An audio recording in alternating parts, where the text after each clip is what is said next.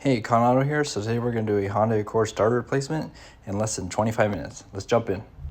So let's remove the starter harness clip right here. And then we'll remove the wire for the starter relay, which is part of the starter. And then this 14 millimeter bolt right here that I have a socket on top of. After that, let's remove this bracket right here that is underneath the intake.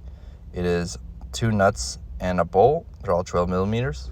So now let's remove this 14 on top of the starter. You can see it peeking out right there.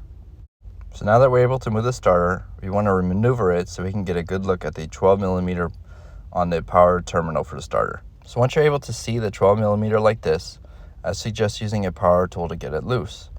That way it doesn't move the entire starter if you use a ratchet. So once you take that 12 millimeter off, you'll be free to remove the starter.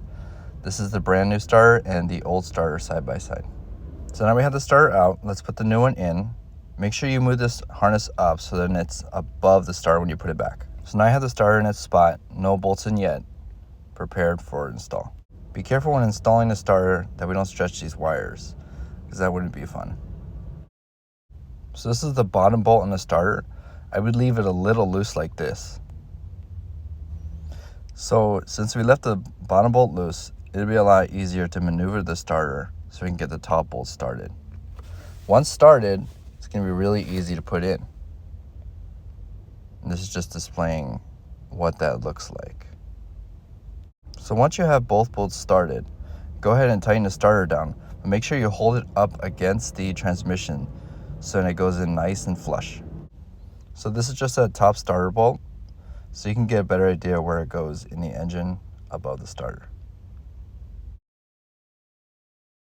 So now that both bottom and top bolts are tight, go ahead and reinstall the starter wire and the starter harness clip. And then don't forget to reinstall the bracket for the intake.